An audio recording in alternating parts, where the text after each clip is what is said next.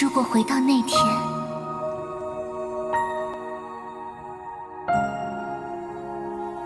我半生坎坷，却多不由我。你跟我走吧，去哪儿？去哪无所谓，天涯海角。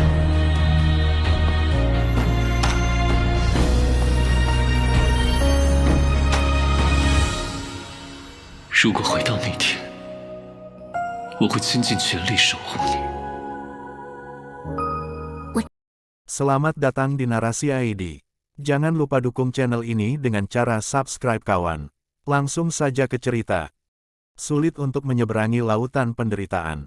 Halaman kecil yang datar itu seperti kediaman segi empat di luar, sebuah rumah yang hanya dibangun di atas dinding gunung, jalan kecil beraspal di tengah, menuju ke pintu, rumput menghiasi kedua sisi, sepertinya tidak ada yang melakukan hal yang benar pemeliharaan tempat, gulma ditumbuhi banyak tempat. Dan yang berbeda dari ruang meditasi di luar adalah, di pintu rumah ini, sepotong tirai hitam tebal agak tebal menggantung di atasnya, dan selain pintu ini, sepertinya tidak ada jendela atau pintu lain. Ghostly memandang rumah kecil yang biasa dan terlihat biasa ini, tenggorokannya tiba-tiba terasa kering, kedua tangannya tanpa sadar mengepal erat. Dia melihat ke Puhong Master tetapi melihat di wajah Tuan Puhong, ekspresinya juga terlihat sangat rumit, seperti penyesalan, seperti rasa sakit, sulit untuk mengatakannya, dan dia juga menatap pintu kecil itu dalam keadaan kesurupan. Untuk sesaat, tidak ada yang bicara, masa hening, kecuali dari rerumputan di sebelah, di suatu tempat, seruan rendah serangga terdengar, tidak tahu apa yang diminta. Untuk waktu yang lama, Tuan Puhong dengan lembut menghela nafas dan berkata, "Ayo masuk." Otot wajah Ghostly berkedut sekali, berbisik, "Baiklah." Puhong Master perlahan berjalan, dia mengulurkan tangannya dan menarik membuka tirai, suara, zia, dan mendorong membuka pintu. Suara samar, datang dari rotor di pintu, yang tahu sudah berapa lama sejak seseorang mendorong membuka pintu ini, berat dan sunyi. Semburan udara dingin, tiba-tiba keluar dari rumah, meskipun Ghostly masih di luar pintu tetapi dengan angin dingin ini, bahkan dengan tingkat kultivasinya, dia masih tidak bisa menahan diri untuk tidak menggigil. Di ruangan kecil ini, sepertinya salah satu tempat terdingin di bumi. Ghostly mengerutkan kening, ragu-ragu. Pada saat ini, suara Puhong Master terdengar dari balik tirai, berkata, "Pelindung kecil, segera masuk." Ghostly menarik napas dalam-dalam, menggelengkan kepalanya, membuka tirai, melangkah masuk. Tirai perlahan jatuh, sekali lagi pintu mengeluarkan suara sunyi, zia, ditutup dengan lembut. Halaman kecil itu, sekali lagi, memulai kembali kedamaiannya. Sosok Vex yang perlahan berjalan dari depan, memandangi rumah sederhana itu, dengan lembut melantunkan dan membungkuk sekali, tampak hikmat dan hormat. Tirai diturunkan, pintu kayu ditutup, karena tidak ada jendela, rumah itu langsung gelap. Tulang dingin yang menembus, langsung menyembur dari segala arah, seperti jarum baja dingin yang tak terhitung, menusuk ke dalam daging. Ghostly baru saja pulih dari cedera besar, untuk sesaat mulai bergetar beberapa kali lagi. Tetapi bagaimanapun juga dia bukan manusia biasa, dia mengedarkan cara-cara sejati di tubuhnya dan mengatur napasnya, perlahan-lahan menyesuaikan diri. Meskipun dingin tidak dapat meresap ke dalam tubuhnya tetapi tulang dingin yang menembus dingin itu, masih tidak nyaman. Rumah kecil di Gunung Meru ini, bahkan lebih dingin dari kutub utara yang dingin. Ghostly terkejut, ketika dia merasa bingung, dia mendengar Puhong Master diam-diam menghela nafas dan berkata, "Saudara junior, kami datang untuk mengunjungi Anda, orang ini, Anda pasti ingin melihatnya untuk waktu yang sangat lama." Suaranya dalam dan membawa emosi yang aneh, rasa dingin di rumah tiba-tiba turun beberapa derajat, hampir bisa membekukan darah tubuh manusia. Kemudian, seutas cahaya lemah, putih membawa cahaya perak samar, perlahan-lahan dari depan Puhong Master dan Ghostly, di ujung rumah kecil, menyala. Cahaya itu anggun dan seperti salju, mula-mula benang berkembang, kemudian di pinggiran cahaya, seberkas cahaya redup putih kekuningan perlahan-lahan bersinar, mendekatinya, menyatu menjadi satu demi satu benang cahaya redup. Mulai menyala satu demi satu, berangsur-angsur muncul, bentuk cakram seperti satu persegi. Cahaya itu lembut, putih bersih seperti salju, cahaya naik ke ketinggian kurang dari 1 ci, di ujungnya cahaya tampak berubah menjadi serpihan kepingan salju, seperti kunang-kunang putih, menari dengan lembut, perlahan turun, hampir seperti ilusi. Kemudian, Untaian cahaya perlahan bergabung, berangsur-angsur menjadi lebih terang. Gosli dan Pu Hong Master mendengar suara siulan cahaya. Itu menyenangkan telinga. Cahaya putih melonjak, langsung melepaskan kecemerlangannya, menyinari seluruh rumah. Pada saat itu, Pu Hong Master melantunkan lembut dengan kepala tertunduk, dan Gosli, sebaliknya pada saat itu, merasakan seluruh darahnya membeku, tidak dapat merasakan kehangatan sama sekali, bahkan detak jantungnya sendiri, sepertinya berhenti pada saat itu. Dia seperti es beku yang berdiri di sana, menatap linglung jauh ke dalam cahaya, tidak ada pikiran lain dalam benaknya lagi, hanya dua kata yang bergema. Uzi, cahaya lemah itu seperti salju, cemerlang dan mengalir, memancar dari cakram putih pucat seperti batu giok, pada saat yang sama mengeluarkan dingin yang luar biasa. Dan di atas satu chi square seperti cakram bundar itu, seseorang duduk, orang itulah yang mengubah kehidupan Zhang Xianfan, orang yang digoreskan oleh Gosli ke dalam hatinya, Puzi. Melihat dari jauh, wajah Puzi seperti hidup, meskipun kulitnya tampak sangat pucat, tanpa jejak kehidupan tapi setelah diperiksa dengan teliti, tidak ada tanda-tanda daging yang keriput. Selain itu, dia masih seperti beku tua yang penuh kasih dan baik hati dalam ingatan Zhang Xiaofan, tidak ada perubahan, hanya saja dalam ekspresinya, ada kesedihan tambahan yang tidak jelas.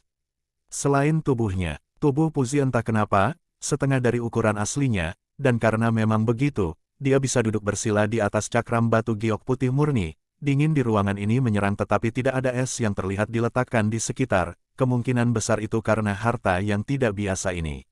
Dan dengan asumsi bahwa sisa-sisa Puzi dapat dipertahankan untuk waktu yang lama mungkin karena kekuatan harta karun ini. Hanya saja pikiran Gosli tidak bisa berpikir sebanyak itu, beku yang berwelas asih yang duduk di atas cakram batu giok, jelas merupakan orang yang terukir dalam hatinya, selama beberapa tahun, tidak pernah sekalipun dilupakan. Apakah itu benci? Apakah itu rasa terima kasih? Dalam benaknya, untuk sesaat itu kosong, untuk sesaat itu seperti badai, gemuruh dan kilat bergemuruh, ribuan kesedihan, 10.000 dendam, semua untuk sesaat menyapu hatinya. Beku yang baik hati itu, adalah orang yang menyelamatkan hidupnya, orang yang mengajarinya cara yang benar dan memperlakukannya seperti anak laki-laki, tetapi juga beku yang berwelas asih ini, menghancurkan seluruh hidupnya, membuatnya menderita siang dan malam, seperti menderita jatuh ke jurang neraka. Syukur, dendam terjalin, awalnya dia pikir itu hanya dalam hatinya, tiba-tiba hari ini saat ini, dia bisa melihat wajahnya sekali lagi. Gosli dibawa emosi yang gelisah, hampir tidak bisa berdiri tegak, kepalanya berenang, tubuhnya jatuh ke samping. Pada saat ini, tangan yang lembut dan hangat mengulur dari samping, mendukungnya, pada saat yang sama energi yang akrab, itu adalah cara yang benar Buddhis, kebijaksanaan Brahman Agung, melakukan perjalanan dari tangan itu, dalam dan mendalam, perlahan-lahan menenangkan hati Rohli yang penuh dengan darah yang gelisah. Amitabha Buddha, pelindung kecil, jangan terlalu gelisah, kesehatanmu lebih penting. Suara tenang Pu Hong Guru, lembut terdengar di samping. Gosli, seperti terguncang bangun, mengepalkan giginya, menarik napas dalam-dalam, melepaskan tangan. Pu Hong dan berdiri tegak sekali lagi, tetapi kemudian matanya, tidak pernah sekalipun meninggalkan wajah Puzi. Dalam cahaya redup, wajah baik Puzi, jejak kesedihan itu, tampak lebih dalam. Tuan Pu Hong di samping, dengan hati-hati menilai Gosli, di matanya, ekspresi tak terbatas pria muda ini karena rasa sakitnya saat ini, berfluktuasi dalam cahaya redup. Saat ini, Gosli bukan penyihir evil sect terkenal di dunia, melainkan biasa, seseorang kepadanya, seperti pemuda itu bertahun-tahun yang lalu. Dia dengan lembut menghela nafas, matanya dalam, berbalik dan menatap Puzi di depan, perlahan-lahan naik, menatap wajah Puzi, dengan tenang berkata, "Saudari junior, permintaan terakhirmu, kakak seniorku sudah memenuhi untukmu, kakak senior tidak berguna, tidak dapat menyelamatkan Anda kemudian. Penyebab jahat menghasilkan konsekuensi jahat, utang Anda sendiri yang perlu Anda alami sendiri. Ini adalah apa yang Anda katakan pada waktu itu, berharap Anda akan segera melepaskan dosa kehidupan Anda sebelumnya, bereinkarnasi dan menuju akhirat." Amitabha, dia menggenggam kedua telapak tangannya di puing-puing Puzi, membungkuk dan kemudian berjalan lurus keluar. Sebelum dia berjalan keluar dari pintu, dia samar-samar berkata, "Pelindung kecil, saya pikir Anda akan ingin sendirian dengan saudara junior Puzi untuk sementara waktu. Saya akan berada di ruang mediasi di depan, jika Anda perlu sesuatu, datang saja mencari saya." Gosli tidak berbicara, hampir seperti memutar telinga yang tuli. Saat ini di matanya, hanya ada biarawan Puzi dalam cahaya redup itu. Tuan Puhong menghela nafas, menarik keluar pintu dan mengangkat gorden, berjalan keluar. Rumah itu diselimuti oleh keheningan. Gosli perlahan-lahan menggerakkan kakinya, sedikit demi sedikit berjalan menuju Puzi. Dia sepertinya takut pada sesuatu, entah bagaimana ketika tersesat, jelas sekali dia menggertakkan giginya dengan kebencian pahit, tetapi karena suatu alasan, saat ini, hatinya berdebar dengan kesedihan yang tak terbatas. Orang itu diam-diam duduk di sana, tanpa kehidupan, tetapi seolah-olah dia sedang menunggu sesuatu, bahkan wajahnya dengan kesedihan, tampaknya memiliki keinginan dan antisipasi. Gosli perlahan berjalan ke arahnya, menatap Puzi, kedua tangannya mengepal erat, kukunya tertanam dalam-dalam ke dagingnya, tetapi pada akhirnya dia masih melepaskannya. Hampir seperti kehilangan dukungannya, tubuhnya tidak berdaya, seperti itu, diam-diam jatuh ke lantai, duduk di depan Puzi, diam. Cahaya redup berkilauan, menyinari Puzi dan dia, keduanya sosok mereka. Waktu, seakan hening di rumah ini, waktu mengalir kembali berkali-kali, melompat kali, tetapi akhirnya apa yang tetap tidak berubah adalah hati mereka. Meskipun satu masih berdetak, yang lain masih.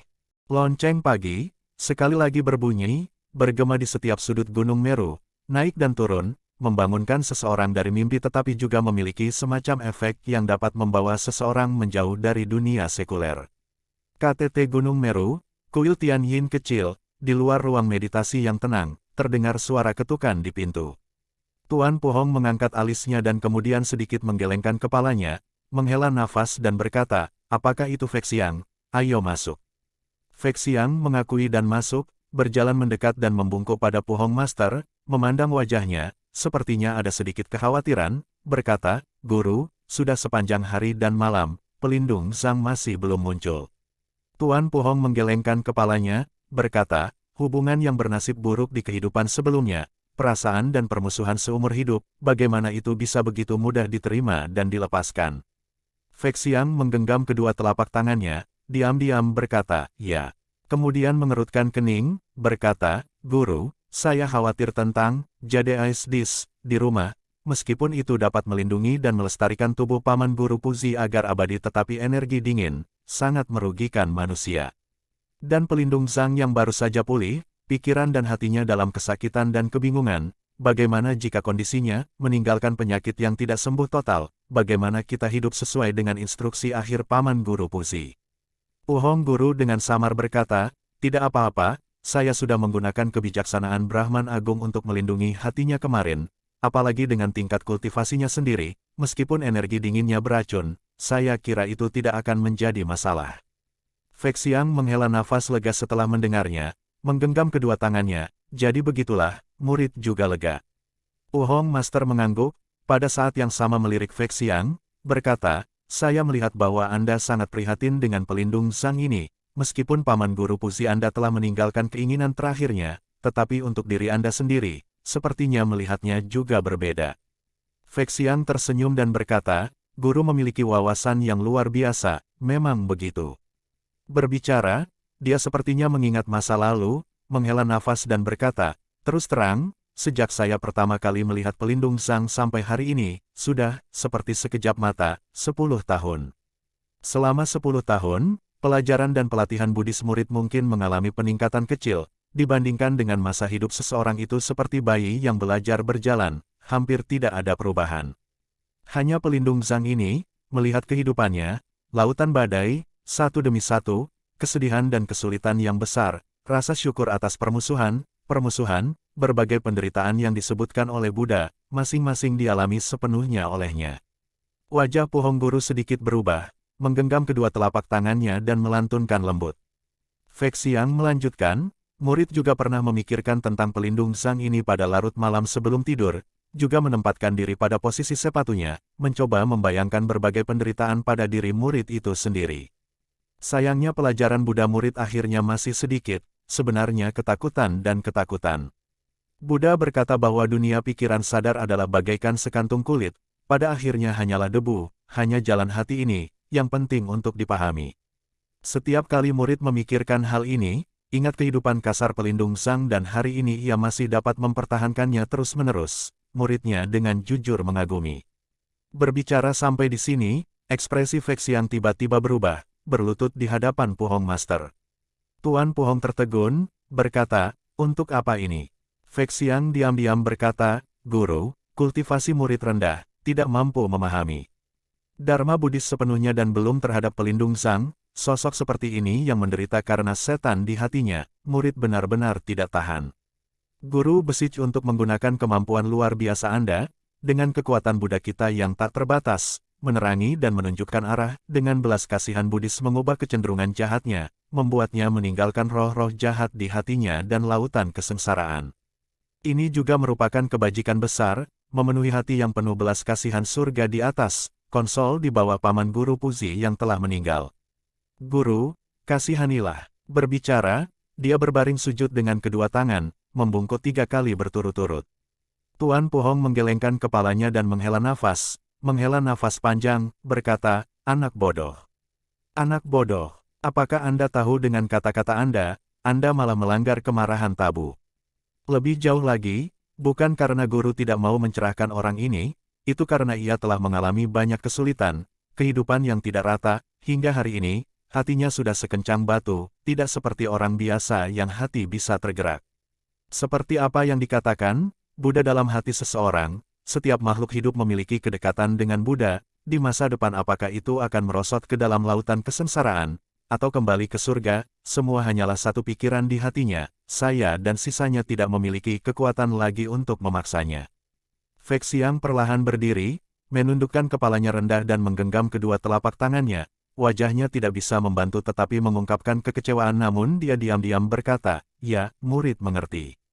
Pu Hong setelah beberapa saat hening, berkata, kamu lebih baik pergi ke rumah belakang dan melihatnya, meskipun energi dingin seharusnya tidak menjadi masalah tetapi dengan kondisinya saat ini, bertahan tanpa air dan makanan selama sehari, itu masih bukan hal yang baik.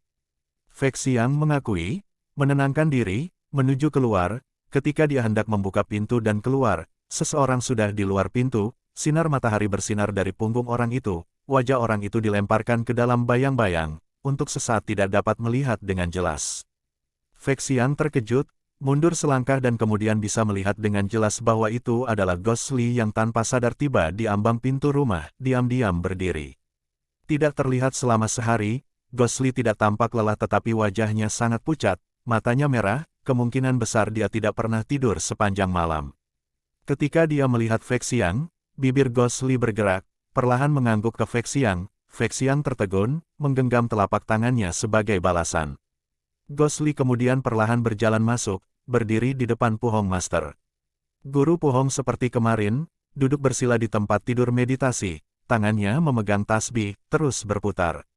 Ketika dia melihat Ghost Li tampak seperti memiliki kata-kata untuk diucapkan, dia tidak terkejut, dengan acuh tak acuh berbicara kepada Fei Xiang, bawalah kursi untuk pelindung kecil, dan, kamu juga duduk. Fei Xiang mengakui, menarik kursi untuk Ghost Li, dia sendiri duduk di satu sisi. Tuan Pu Hong terdiam beberapa saat, berkata, apapun pertanyaan yang ingin Anda tanyakan kepada saya, silakan saja dan katakan. Mata Ghost Li tampak ragu-ragu, seolah-olah hatinya sampai sekarang masih dalam kekacauan. Setelah waktu yang lama, dia didengar dengan suara pelan, mengapa kuil Tian Yin menyelamatkanku? Pu Hong menggenggam kedua telapak tangannya, berkata, semua hal memiliki konsekuensi dan setiap konsekuensi memiliki penyebabnya. Situasi kasar pelindung saat ini, sebagian besar disebabkan oleh konsekuensi jahat yang ditanam oleh saudara muda Tian Yin Temple Puzi. Karena memang demikian, kuil Tian Yin tidak dapat meninggalkan Anda dalam kesulitan. Ghost Li mendengus, berkata, apa yang kamu semua lakukan, tidakkah kamu takut Sekte King Yun akan jatuh bersamamu? Tuan Pu Hong tersenyum dan berkata, takut. Ghost Li mendengar jawaban jujurnya, malah terkejut, berkata, kalau begitu kamu masih. Tuan Pu Hong menggelengkan kepalanya dan berkata, kuil Tian Yin selama beberapa generasi memiliki hubungan baik dengan Sekte King Yun, leluhur kita telah menegur dengan keras, tidak untuk dihancurkan tanpa pertimbangan. Itu sebabnya saya menginstruksikan mereka untuk berpakaian hitam, tanpa mengungkapkan jejak dan membawa Anda kembali. Ghost Li mencibir, Sekte King Yun penuh dengan seniman bela diri yang sangat terampil, bagaimana jika lagu Anda terekspos? Tuan Pu Hong dengan acuh tak acuh berkata, saya memerintahkan mereka untuk menyembunyikan jejak mereka, adalah untuk persahabatan antara dua sekte, tidak mau membuat perselisihan antara dua sekte Good Faction, itu sebabnya kami memiliki strategi itu. Tetapi jika benar-benar terjadi kecelakaan, maka tidak masalah juga, untuk menyelamatkan pelindung Anda, kami tidak punya pilihan selain jatuh bersama mereka. Gosli menatap Pu Hong Master, dengan suara berat berkata, apa sebenarnya alasannya, bagi kalian semua untuk mengabaikan segalanya dan menyelamatkanku? Tuan Pu Hong kali ini, malah berbalik diam, Roh Li tidak mengejar pertanyaan itu, hanya menatapnya.